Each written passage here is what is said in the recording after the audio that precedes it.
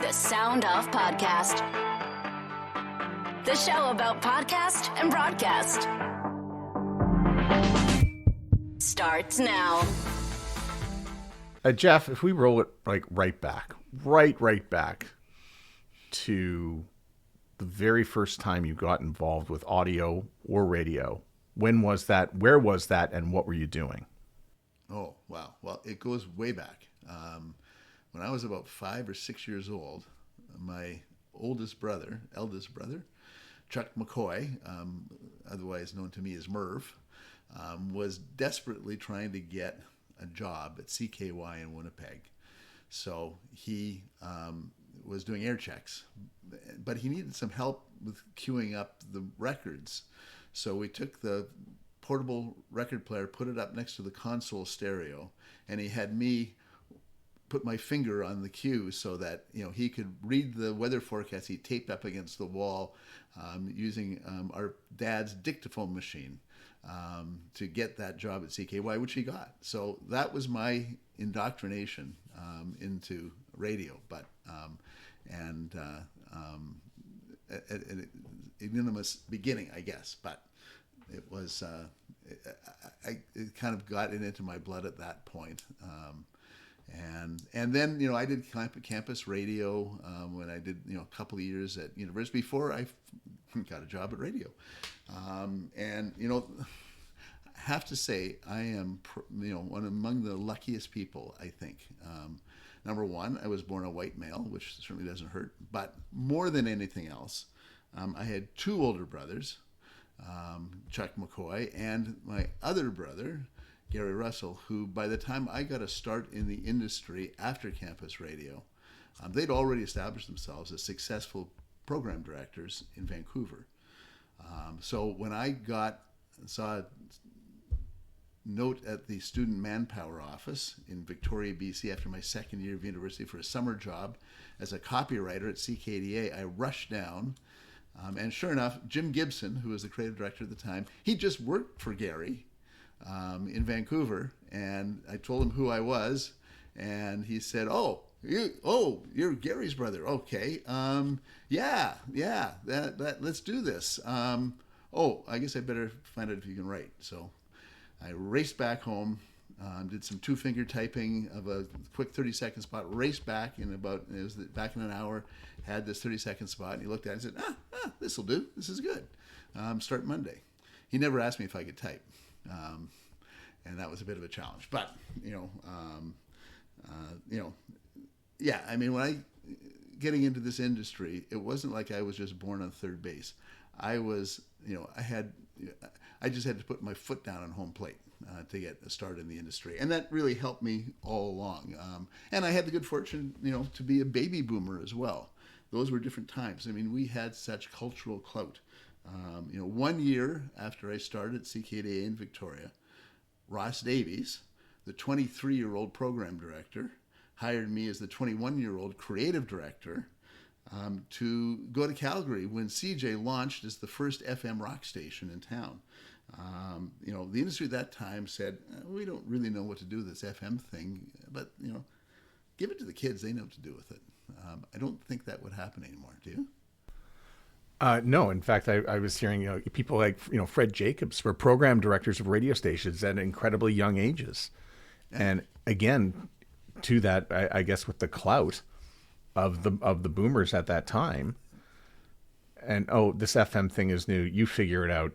There's a lot of regulations. We don't know what foreground is. You figure it out. Yeah, and it doesn't mean that much anyhow. So just give it to the kids. They won't screw it. There's nothing much to screw up at this point. So. What did your dad make of having, three boys all get into audio? I think he liked it. I think, he preferred that I was going to be a lawyer or something, but, that I would not follow the path of my two older brothers. But he was proud of all three of us, I think, in his own way. But he was he was a businessman who, had been general manager of Winnipeg Supply and Fuel in Winnipeg.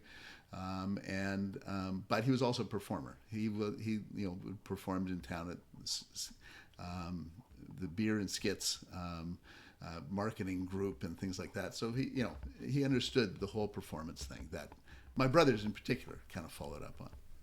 That's a very Winnipeg thing to perform. And, you talked a little bit about CKY at the outset, and, Randy Bachman sings about, this is what we did in Winnipeg and Portage and Maine, 50 Below, and, Bachman Turner Overdrive and the Guess Who and Street Heart and all the bands, Queen City Kids that sort of emerged from this very creative space where it is many months of dark, windy, and cold.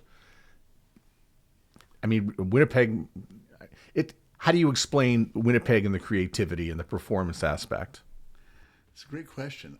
I don't know what it is. I think part of it is Winnipeg is this kind of insular place. I mean, we're 500 miles from any city of any size, which is Minneapolis.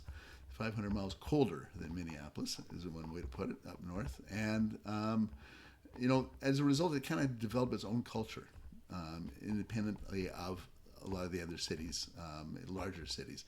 There was live bands playing every weekend at the community clubs. There was 82 community clubs in Winnipeg, and you had live bands playing at almost all of them. So that's where Randy Bachman and Burton Cummings and Neil Young, they all got their musical, they got their chops out, by doing that circuit for a couple or 3 years. And that really stayed alive in Winnipeg right up until the early 80s. I mean, you had those days, that was the big pubs they had, pubs that would seat 1,000, 1,500 people.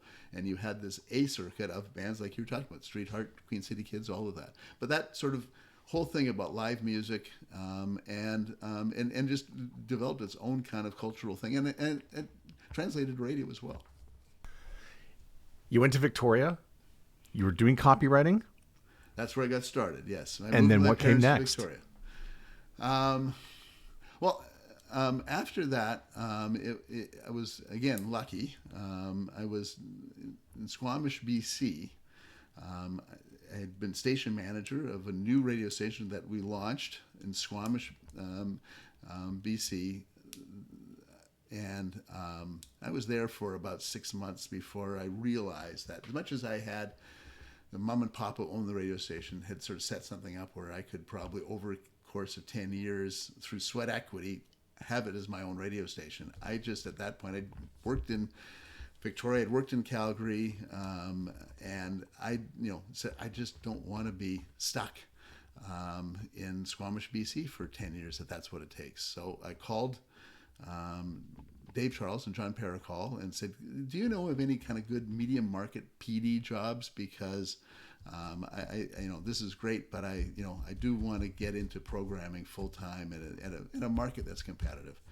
They said, no, we don't have that opportunity, but we are looking for a junior consultant who could come and work with us with the record reps and help us recommend music to our chain of radio stations, because Joint Communications was really the big consultant in Canada at that, and to some extent in the U.S. at that time. So again, lucky, and that's where I went next and spent 6 years there actually, and got my postgraduate education in the radio business. It was wonderful. How did you know to call those two? They'd consulted CHFM, where I'd been working in Calgary at the time, and so they had met me. And they thought I was a little bit outspoken and over my head in terms of what I was saying, but they thought, here's a guy who's got some passion, and heck, I think we'll give him a shot. So they did, and I'm so grateful. So I've heard stories about Joint Communications, and a lot of them did come out of the 80s, and what they brought to radio, and there you are working inside of it. So specifically, what did they want you to do with the music? Like, You're effectively, it sounds like, the music director at a radio consulting company. I was the music director, exactly what it was. I was the music director at the radio consulting company, so handling the promo reps, doing the music meeting every week, and then, in those days, banging out the telex to send the recommended playlist to the radio stations on Friday afternoons right after a music meeting. I love that. Okay, so as a music director, there's always hits and there's always misses. The hits are easier to pick than the misses. What's something that you might have recommended that you wish you hadn't? Oh, wow. Boy. Or I'll give you a better question. If you can still answer that one, that's fine. But what's one that you were completely wrong on and that you missed? I think to some extent, missed in the early days some of the, we were rock radio consultants. So we had that kind of modal rock thing of the late 70s where, it had to have a guitar to be great. And as the music started to shift, and that was about the time that I started working there, 82, 83, it took us, but I would say me as well, a little bit of time to kind of adjust my ears to a whole new sensibility in terms of listening to music.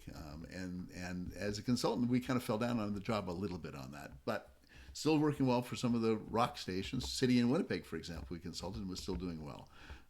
But yeah, we did have to kind of shift our, and by, a couple of years we had it figured out and we were kind of on track there. And again, it was a matter of not just depending on my own ears, but those of the other people in the company.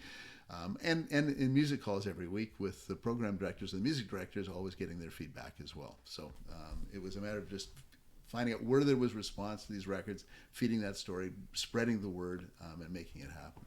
Okay, so this is a timing thing because it starts around 1982. MTV comes in. That's right. There's more British music that's coming across the ocean. There's keyboards that I'm sure you got pushback on, that are winding up in rock songs. And again, should have a guitar. So you've got progressive stations out east that might lean a little bit more into the keyboards, but then the ones out west love their guitar rock. 83, another great year. 84, known and thought agreed on by me and Sean Ross that it's the greatest year of top 40 radio ever. I mean, what a time for music. It was, yeah, fascinating time for music. There was so much going on. It was so exciting at that time. It was a challenge for the rock stations, but certainly top 40, very exciting times, right? I mean, it was, that was the, Mike Joseph had the hot hit radio, which kind of kicked it off, where there was very tight rotations, which hadn't been used for many years, but the music was there that made it happen as well. Tell me about rotations. Well, Mike Joseph's Hot Hits format was an hour and a half, which at that time sounded ridiculous. It was like everybody was playing every 4 hours, and sure enough, I mean, Top 40 plays the hits. It's most successful when it's playing the hits. And again, had the music to play to make that happen at the same time. And you mentioned the struggles for rock radio. 1985, it always sticks out to me. If anybody asked me, can you do a retrospective of 1985, my heart would break inside. I couldn't really find a lot of stuff to play. Most of it was solo music. Eagles, Fleetwood Mac, Rolling Stones, everybody had solo records out.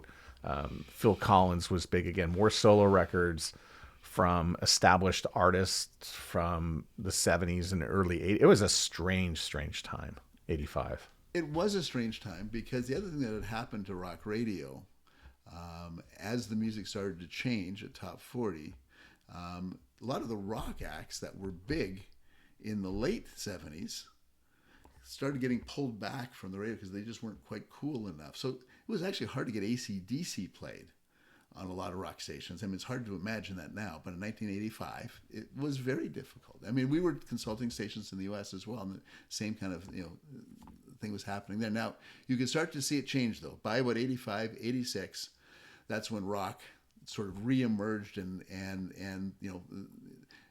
Aerosmith, AC/DC came back on radio, and rock ruled again for that segment of the audience. But it was a different segment of the audience. That was when it started to move into classic rock as well. Classic rock really kind of launched 86, 87. I was working with a station in Lincoln, Nebraska that was a classic rock station. I think it was 86 or 87. And we were playing Motown as well as we were playing a lot of the classic rock from the early 70s. It was kind of very, imagine farmers on their tractors grooving to Motown, but they were in 1986, 87, because it was part of that whole thing of all these great songs that hadn't been heard, and going in with the classic rock that had been that foundation for the rock format. While current rock format was split between reflecting that more progressive or pop side or the harder edge rock, right? And remember the term yuppie? Yes. Yeah, I know. I mean, I know a lot of people have forgotten about it. Yuppie, YUP, younger urban professional. But I do recall that around that time, some of that rock had faded away because, don't bother with the AC/DC and the Black Sabbath. We're really after young urban professionals and their BMWs. That's right. That's right. And that It's a demographics game. That caused confusion in rock radio as well. Absolutely. What was your biggest highlights about working with John Paracol and Dave Charles? What did I miss that you got to experience? Just two amazing mentors. I mean, again, so lucky to have both of those guys working with me and sort of guiding me forward in terms of my career. Very different guys. I mean, if you know John, you know he's brilliant, and he was just intellectually challenging. Always pushed me harder and harder and harder to come up with those. And I was getting into research at that point, to come up with insights from the research and challenge me with, what we were finding in the focus groups we were doing or in the other research we were doing to come up with that what really matters, not just what the data show. Meanwhile, Dave Charles, I mean, he's still at it. Energizer Bunny, he just the most incredible work ethic and passion for the industry, and just loved it all. So it was, okay, you got to be smart, you got to think hard, you got to make your head hurt to kind of really come up with those things that matter, and you got to work hard too to get there. So yeah, I was blessed to have the chance to work with both John and Dave. And how did your role change within Joint Communications over the years? Well, I started to take on more and more frontline consulting. By the time, I guess it was, I started in 82, would have been 87, 88. I was really, most of the Canadian radio stations, I was sort of the front person on, not necessarily all of them, but even in Toronto, in CKFM at the time, just at the time that the Slate spot, CKFM, was working with them too. So, my son had just been born. It was a lot of travel, and I just thought, you know what, I think it's time to settle down someplace for a while. And also, I had to prove to the industry that I could practice as well as preach. Right? I'd really, as Roy Hennessy said to me when he first met me in Winnipeg on my way through to Toronto, when I got the job, he says, "Okay, sir, you're going to be an expert before you're a pro." Okay, but that I had to live with that. What do you really know about programming a radio station? Yeah, sure, you were, station manager in Squamish. That doesn't really, give you the bona fides to tell people or advise people what they should be as programmers. So I was given the chance then, and at that time too, there was clearly nowhere else to grow in the company. I mean, John and Dave were established at what they were doing, and we're a small company. So I thought, okay, let's see what I can find. And a couple of opportunities came up, but again, I'll give credit to Gary Slate, Rob Braid, who gave me the opportunity to do just that, to prove I could practice as well as preach in Montreal at CHOM or at CJFM, CHOM's competitor, as you would know, because that's where you were. That's why looking at you and thinking about CHOM. Yeah. And CJAD, and I was there for 6 years. And had that chance. I loved Montreal, a wonderful city, and really had a chance to, not only prove my bona fides, I guess, in the industry, but also to work with talent directly, and that was really exciting. People like Terry DeMonte, for example. You kind of get thrown into the deep end, though, by going to this radio station, because it's Montreal. Yeah. There's no other market like it in North America. You get to work with Rob Braid, who will tell you that it's like no other. He can write the book on that, and yeah, it's different. It's just different there. Rob was my Sherpa. Yeah, my Montreal Sherpa, who kind of led me through that and understand that the market was different. And I was challenged by that too, because it was different from everything else. It forced you to think and do things differently. So yeah, it was an exciting time. I was again lucky to have the right opportunity to try my hand at programming. Yeah, so you went through a few incarnations of the morning show, and then you think you got Terry and Ted around 1993. And that's right. it's a bit of a game changer. Yeah, it was a game changer, and Rob deserves the credit for that, because Rob's relationship with Terry, when Rob was program director at Showman and Terry was there, was really the what made the difference there, and it made a huge difference. We used the opportunity also to rebrand the radio station as Mix from CJFM, and it really took us to the next level in terms of audience. We just didn't have that.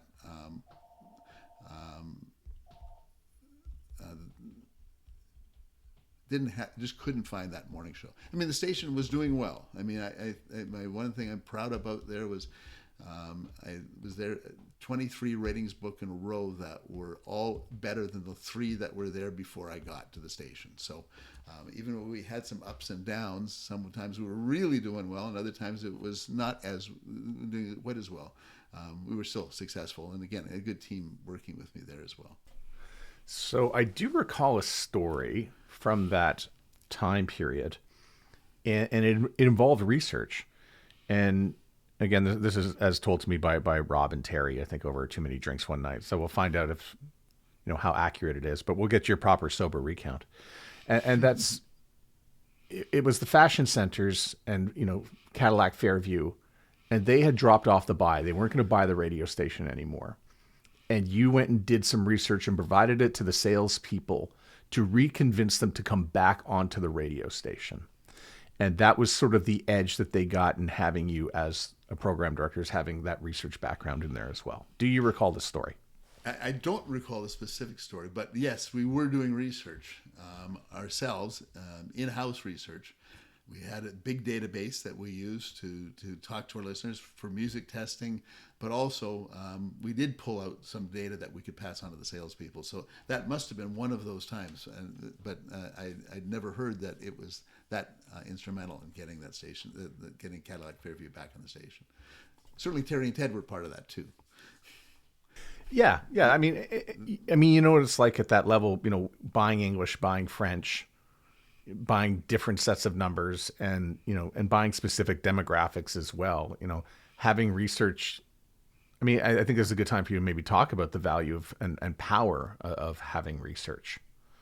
It's just very simple. You just have to be in touch with the consumer. I mean, it's not that complicated. So good research knows how to get in touch with that consumer appropriately and the right way. Where you're, eliminating any chance of bias of that and your own confirmation bias, but also that everything that you get from Melissa, every phone call, every conversation you have in the street is research about the radio station. You just have to put that in context of where that's coming from and who it is and what they're saying to you and how to figure it all out together. So it's osmosis, is that the term for that? When you're putting all that stuff together, I don't know. How did you know that your time as a program director would be ending and you needed a change and would move on? Well, the next step for me would be general manager, and I just wasn't that interested in being a general manager. It just seemed too much business, too much administration for me, and I really wanted to put up my shingle as a researcher. I dipped my toes into research when I was at Joint Communications.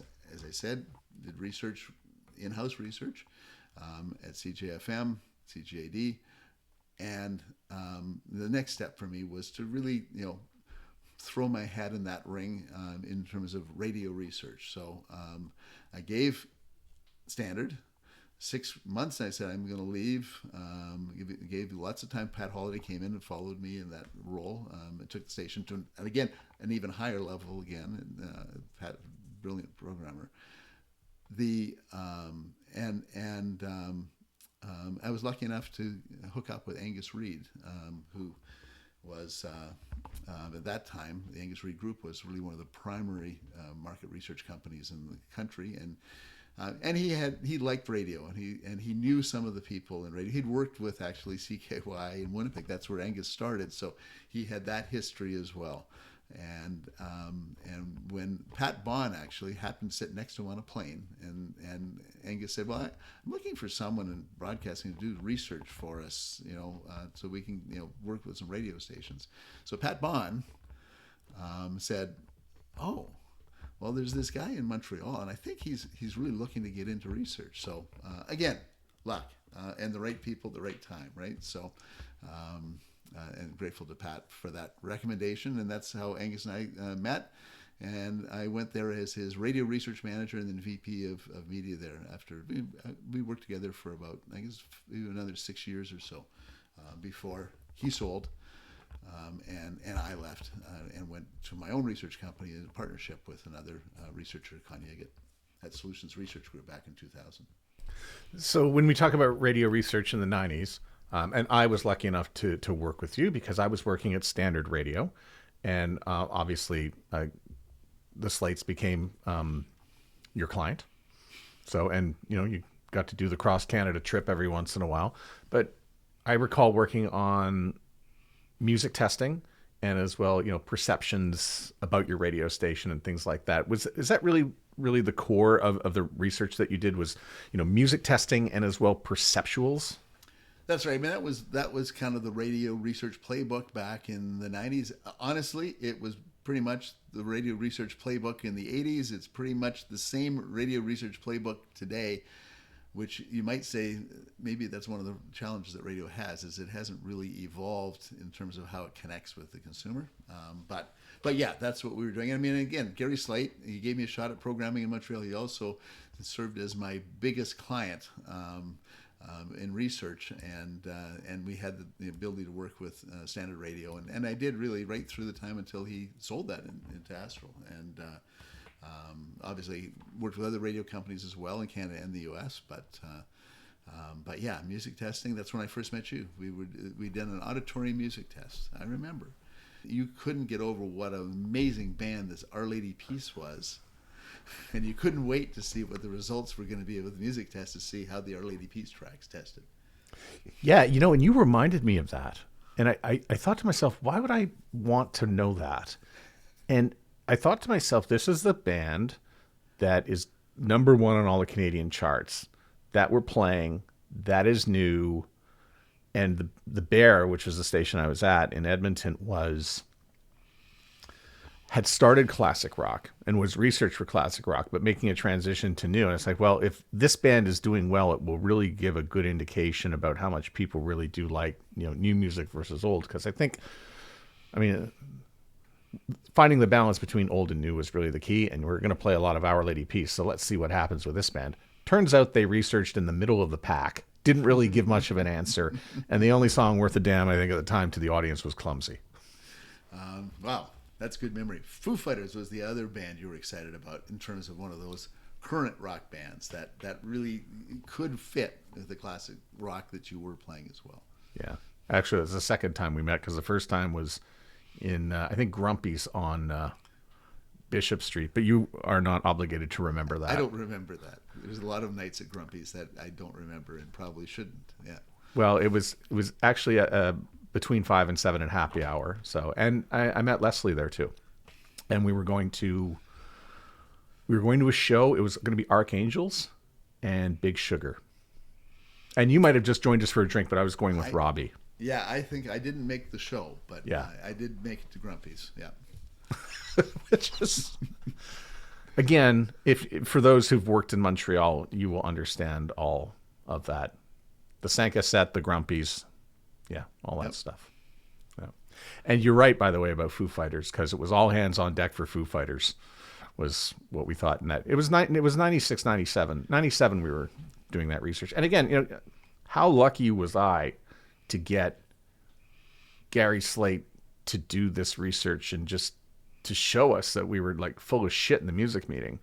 And, getting it wrong on some things, but sometimes we were getting it right and we didn't have to have the discussion anymore. It was quite wonderful. It's liberating. Yes, it is. Some people are frightened by research because it will challenge their assumptions that they've built their ego on. But those are not usually the most successful programmers. Those are the ones that would maybe get lucky and do well for a little while, but if they just didn't get or accept the pulse of the audience, then they were not going to be successful.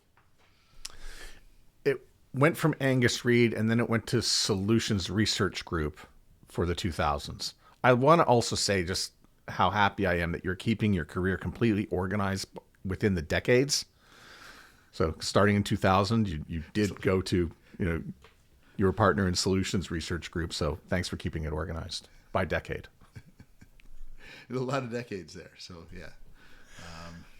But that was fun. We had Con Yiggett, who was my partner, and I built a nice little research company. And right up until I think 2009 is when Angus came back calling. He'd started up a new research company, and he actually had some.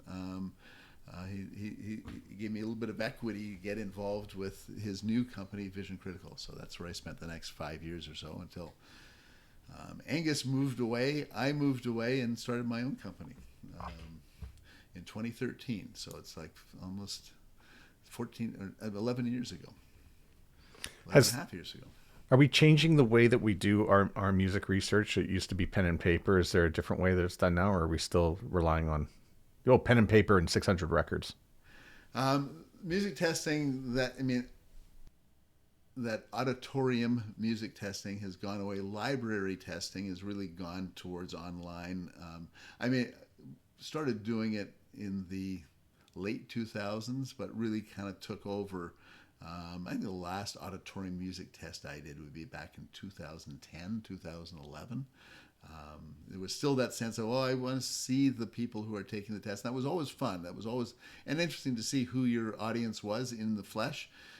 And see them actually filling out the surveys, but the cost, as radio budgets tightened up, doing an online research test with a good quality sample, you can do that for half the price of what you could do an auditorium music test for. So that everything shifted in that direction at that point. And there are advantages to online music testing as well. You can randomize the order of the songs.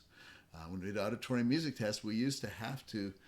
We realized that the first 30, 35 songs were always scored higher than the rest because people were so excited about this, and it was like they didn't realize that they were been recruited to test the music of the station that they were listened to. So they would go, oh man, another great rock song. Oh, another great rock song. And then finally after about 30 songs, they go, oh, okay, I get it. These are all rock songs, and the scores would drop down. So we'd actually have to weight the scores. And we used a method where we'd done enough music tests that we could actually calibrate how much to bring down those scores for those first 30, 35 songs. But it was, randomized much easier. Also, it's not the issue of, okay, was that song after that song? Maybe that's what affected that score for that song. So truly you actually have, even though you don't see the people doing the survey, you actually have stronger data from online music testing than you needed from auditorium music testing. So not only was there cost, but also just better quality data by going online. And I really did enjoy taking the test once. Obviously, you took the test and threw it in the garbage because I shouldn't be part of the survey. But we did discover afterwards during our beer that there's 2 songs within the 600 that repeat in order to test fatigue. That's right. We did that. That was another way that was part of that same weighting process that we took. Is we knew that by the end of the music test, and we did, sitting people down for 2.5 hours to check off with pen and paper 600 songs. We broke it up with a dinner, a quick little lasagna and Caesar salad buffet dinner that we give them about 20 minutes to half an hour to eat that in between to sort of break it up a bit. But even still, by the time we got to that last set of music, and we made each one a little bit shorter. We started off with 125 songs. I think the last one was 75 songs. That's right. It went 125, 115, 95, 85, right. 75. Right. That was the way we'd set it up. Exactly. Yeah. We did this again, I think, in 2003 at Ruby Foos in Montreal. That's right.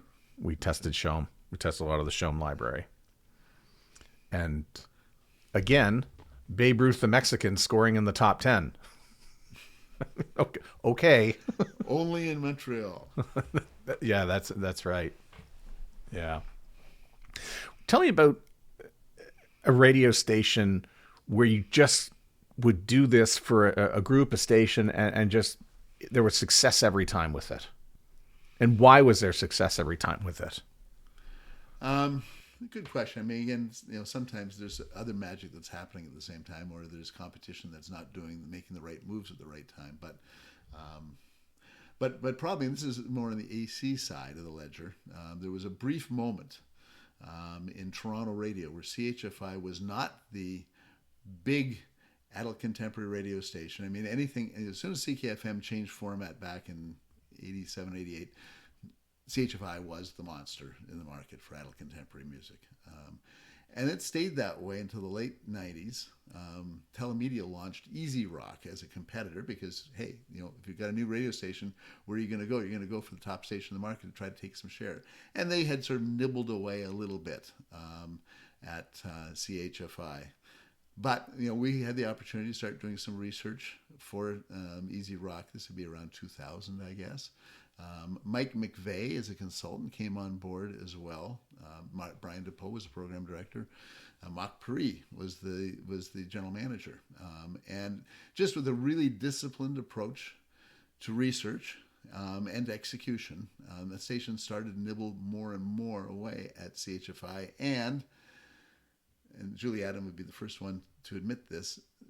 It was hurting a little bit.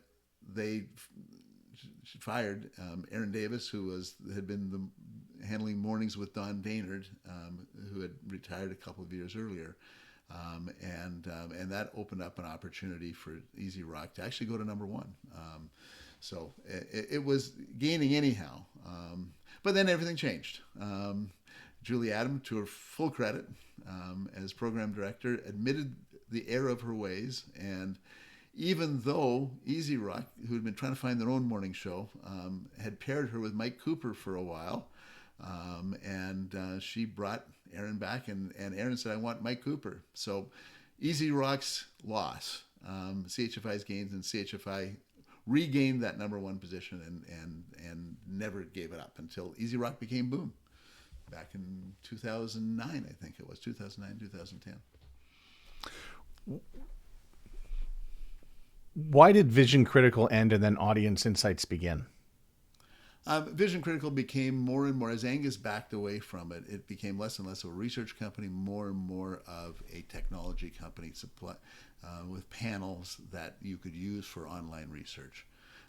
And we did, CBC, iHeart in the States, Radio 1 in the U.S., Chorus, all became clients of Vision Critical and that panel, and I helped to sort of get those things in place at each of those stations. But then at that point, I wasn't doing a lot of research anymore, and my Rolodex had kind of, that's back in the days, Rolodex, I kind of out of potential panel clients for those panels. So it was time to move on. And by that time, I took the notion of thinking, well, maybe I can just keep life simple and do this on my own. And again, lucky enough to make that happen. You and I both attended the podcast movement in 2016, which was in Chicago. That's right. And, there was, I think I could count about 30, 40 radio people who were there. And, I went, you went, and what did you see that week? What I saw that week was a lot of what I remember from the early 80s radio and records conferences, or NAB radio show conferences, that excitement and energy and passion that I hadn't seen at radio conferences in sort of the past 10 or 15 years. You could tell there was something happening there just from the people who were attending. A lot of them were independent creators who had dreams to be, the next This American Life, because that was the number one podcast at the time. But you could just tell that there was something happening here. And podcast listening was starting to grow. It still was relatively small. I mean, it's more than doubled its audience since 2016 in terms of penetration in the U.S. and Canada. So yeah, it sort of opened up new doors to me in terms of where some of the excitement was and where there was opportunity as well. So did you know, was that the time you sort of knew that you would be making a bit of a pivot with the type of research you were going to do and maybe do more brand lift than other traditional research that you were accustomed to? As a matter of really, as a researcher, seeing that podcasting was, going to grow, and as it was growing, it needed to be monetized, and needed to be able to tell its story to advertisers. That the opportunity as a researcher in podcasting, and which really started to double down, and was by doing studies that would help to prove to the advertisers yes, podcasting is gaining an audience, but it's also really effective. So that's where we shifted, gears, and that's going back now 5 years ago, 2000, relaunched the company. I had my own small company, was Audience Insights Inc., which was kind of a dumb name because it was like the worst for SEO in the world. So we changed it to Signal Hill Insights, and really doubled down on podcasting at the time. Still doing some radio research, still do some radio research today, but the vast majority of the work that we do at Signal Hill Insights is in the U.S., and vast majority of it is with podcasting.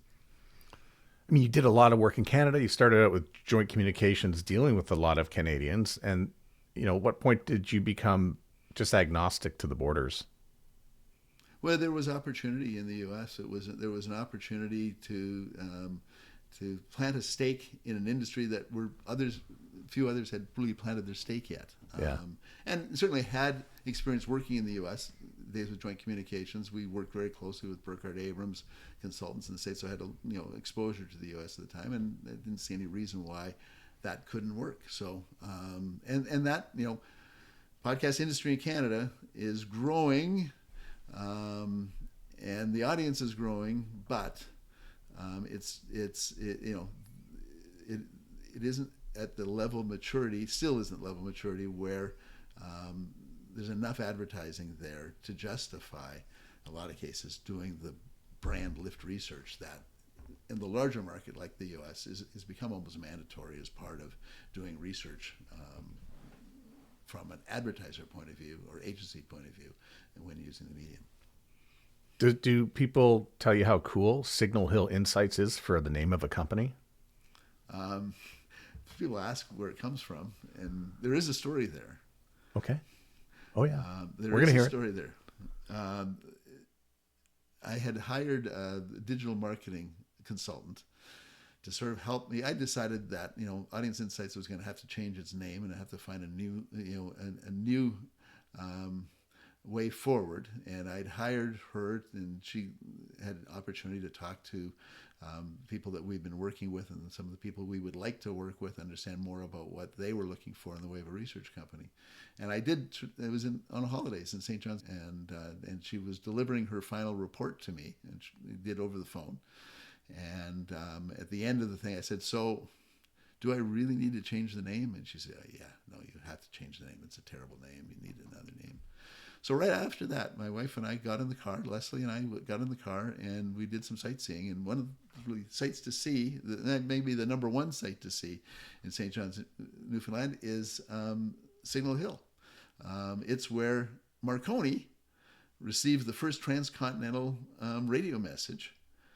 And it was like, I looked at Leslie, she looked at me and was like, okay, I think we have to change the name. I think we have the name, Signal Hill. Actually, I initially tried Signal Hill Research, but there was another company, really a moribund company in St. John's called Signal Hill Research, so it became Signal Hill Insights. And it wasn't until later we realized there's other Signal Hills all around, like in California, that's oil and gas business, Signal Hill. And there's Signal Hill research companies down there that are oil and gas research. There's a Signal Hill that's become a skateboarding race hill in California as well. So sometimes, especially in the U.S., when we say Signal Hill Insights, they think, oh, well, you're a California company, right? But no. Definitely the connection to radio and the connection to audio and innovation was there as kind of setting that as a little bit of a, I don't know what you would call it, a bit of something that would help march us forward and give us a sense of mission. You touched on Canada. And, Katie Lohr from Pod the North has written about this extensively. And I think I'm beginning to sort of see and feel it too. There's a growing sort of sense of frustration around podcasting in Canada that you really do need to get your advertising from multiple sources. You're not going to be able to rely on, agency business or programmatic to pay all your bills. And we see French French podcasts dipping last year because, creating content's expensive and there's not a lot of new content coming in. So what's a Canadian to do? What's a Canadian to ponder and think about the future of podcasting? That's a great question, and it is a real challenge. We just don't have. I mean, it's kind of an old story, but Canada doesn't have the scale that you have in the U.S. around podcasting in particular. The industry, still a new industry, really, in the U.S. as well, but it has reached its maturity, and much faster than it has in Canada. Canada is arguably at least 5 years behind where that is, and with smaller budgets overall. I mean, this year, podcast advertising in the U.S. will probably end up somewhere close to $3 billion. And I don't know if we're even hitting 80 million in Canada. So you apply that usual 10 times scale, or actually the population now is actually about 8 times higher in the U.S. than Canada. And, and the podcasting industry in terms of the dollars is well behind the U.S. And just the sheer amount of dollars aren't there. So if you really want to build, podcasting is not easy. Very low barrier to entry, very high barrier for success. You're competing against hundreds of thousands of other podcasts. You have to be able to give your audience something that they can't get somewhere else because the choices are all there. And increasingly easy to find those, with recommendation agents at Spotify and YouTube, easy to find those podcasts that you will also like. So it's very difficult to get that step forward. And certainly being Canadian can help you, but Canadian True Crime, very successful podcast, consistently a top 10 podcast in our Canadian podcast listener study. Great, speaking of SEO, great SEO, that one. Oops. Oh, something happened there. Oh, your light went out and it's back. Okay, yeah, no, it was my screen of my computer went out. So I'm sorry, you're going to have to do some editing on that bit there. It's all good. So where were we? What was I saying? Canadian True Crime. Oh, we're talking about Canada, right? Right. And the challenges in Canada. So the challenge is one of scale. It really is. We are not the U.S. We don't have that much volume and population. We don't have, and that means we don't have as many podcast listeners. But also, we are behind the U.S. in terms of the maturity of the industry. And, how are we going to get to the next step? How can we feed the industry in such a way that Canadian podcasters do have a chance to get one step up? And one of those ways may be appealing to, and there are appeals out there now, to the Canadian Media Fund, which has done a great job of being able to provide support for the screen-based industries in Canada, which again is even more expensive to get into. But so at this point, still closed off to audio only. And that would be an opportunity. They seed money for those podcasts that do have that grand vision. It isn't just you or me trying to do a podcast, but an opportunity for a publisher to build really a publishing business around podcasting in Canada. That would reach Canadians, but also with opportunities to be successful in other English-speaking countries, in the U.S., in the U.K., in Australia. There's a large English language market out there, and of course, in French language as well. The opportunity to do something that would be able to, go across to francophonie across the globe. You were one of the first to tell me about this through Signal Hill Insights and the research, and that was people getting their podcasts from YouTube. And not you specifically. People would not, call out Jeff Vidler on this, but the study and the numbers would come out, and then the traditional podcasters who are really married to their RSS feeds would, sort of poo-poo it and say it's not a real podcast anyway. But this is the one thing I like about Jeff and his research is that he's bringing you the truth, and this is what people are doing, and it really doesn't matter, how people are consuming this stuff.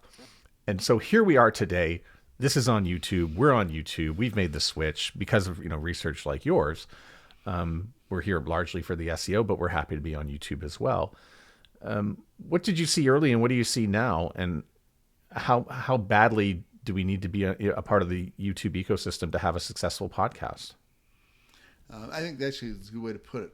To be part of the YouTube ecosystem doesn't mean you necessarily have to have a video podcast that's on YouTube. But YouTube has to be part of your marketing strategy at the very least.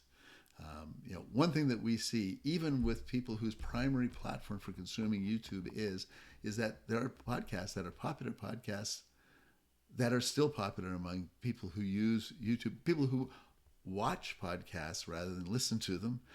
The Daily, New York Times Daily, is a big podcast among people who watch podcasts, and they do have a presence. It's all it is a static shot that shows, a shot from whatever the sort of topic of the day is that you can see there. But again, YouTube is, for a lot of people, just a destination for where they go for their entertainment. It has a wonderful recommendation. All those thumbnails that tell you what you might like to watch or listen to next are right there.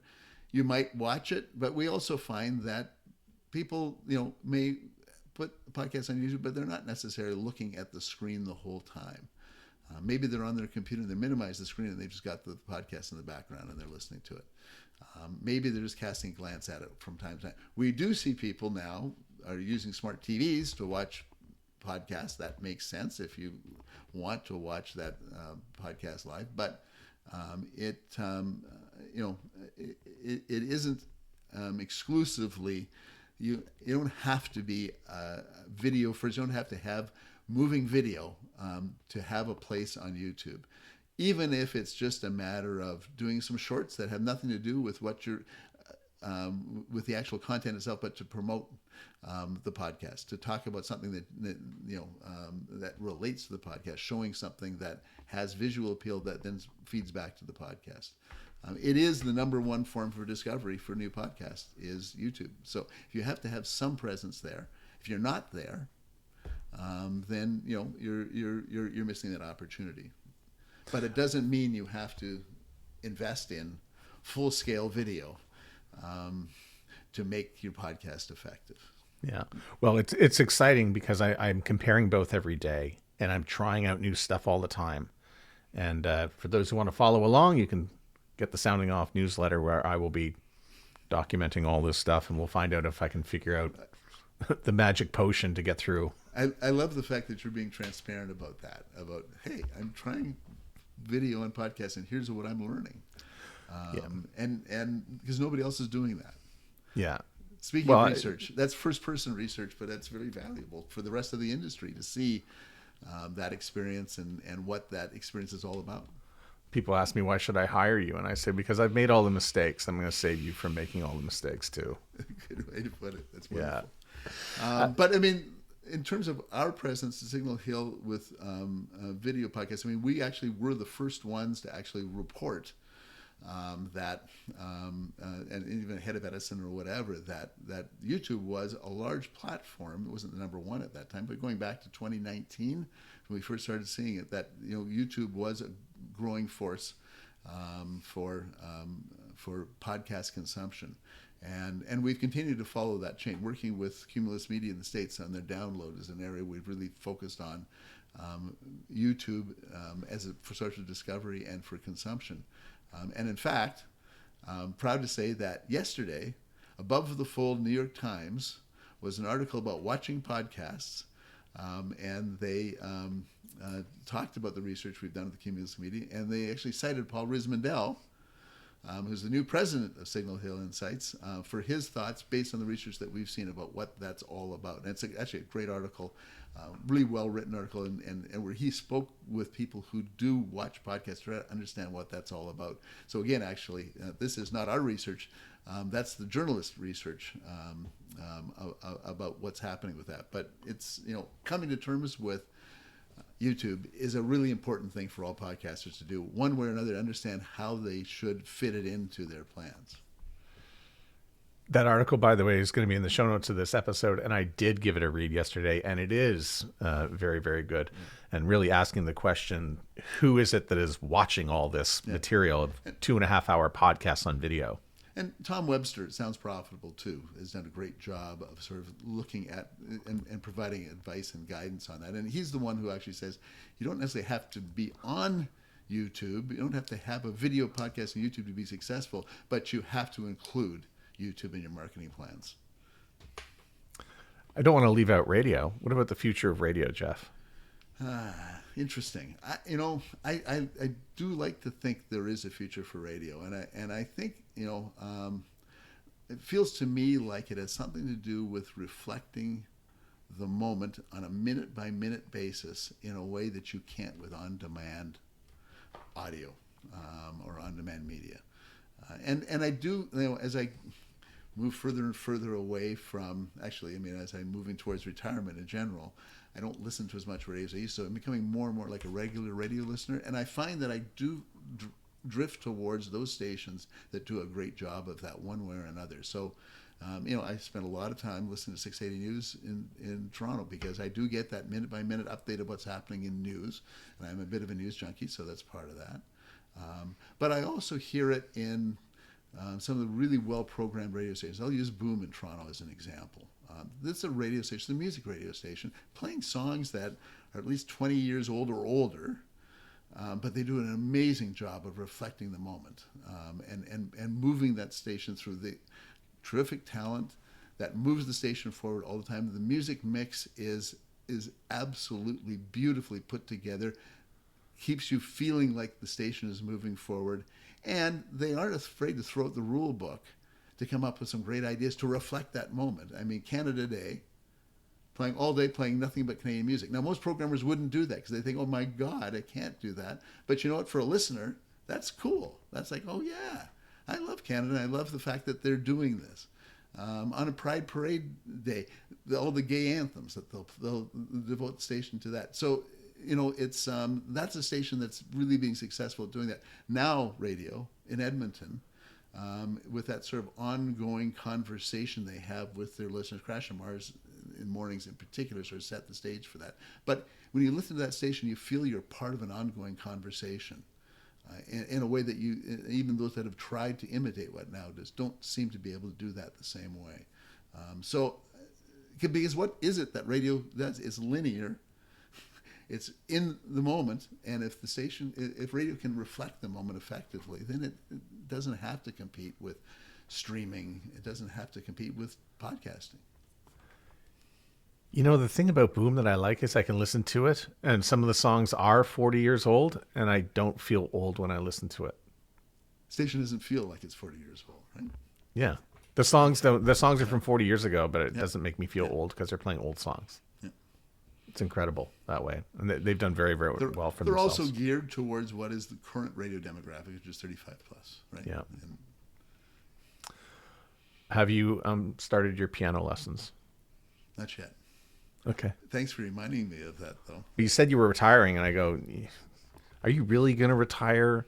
I mean, I can't see you like a time when you're not really thinking about, audio and podcast and radio and YouTube and solving all of our problems like you have for so many years. And then you said, well, I'm going to pick up the piano. I'm like, okay. Yeah. Well, that is one of the things that's part of my plans going forward.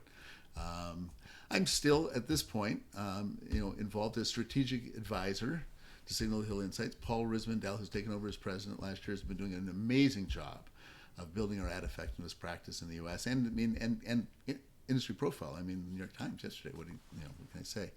Matt Hurd is our VP of Research in Canada. He's going to take over a lot of what I was doing on the Canadian side. So, come September this year, I'm going to be 70 years old. So it's time to take another big step back, and I will be out of the sort of day-to-day operations of Signal Hill. I've been there involved in the past year, sort of as part of the transition, but and I will still do projects from time to time, those things where I can add real value to it. But I might just say I'm going to be away for a couple months traveling somewhere, and I'm not really going to do much of anything. But if you really need me, you can, I'm happy to offer my advice. But to be truly a strategic advisor, and let others, and Paul, again, I mean, is doing things with Signal Hill that I could not do. Such a smart guy, terrific values. He was a client, and we got along so well as a client. I sensed that he had the same value system, same moral compass as I had, and the vision I had for the company. So when I said, hey, I'm looking for someone to take over as president, his eyes lit up, and that was a conversation that was like 3 years ago now, and he's been with us for 2.5 years and officially took over that role back last September. Well, looking forward to having him on the show, and as well, we'll have Matt Hurd on the show as well, and we'll just continue with all the great stuff you guys share at Signal Hill Insights. Thank you very much. And congratulations, Jeff, on an incredible career, and thanks for walking me through the decades and all of our time that we've worked together. It's fun to pull up the Foo Fighters and Our Lady Peace again. Keep on going. Good. You're doing a great job for as one of those really key pieces in moving the Canadian podcast industry forward. The Sound Off Podcast is written and hosted by Matt Kundle. Produced by Evan Serminski. Edited by Chloe Emo Lane. Social media by Aiden Glassy. Another great creation from the Sound Off Media Company. There's always more at soundoffpodcast.com.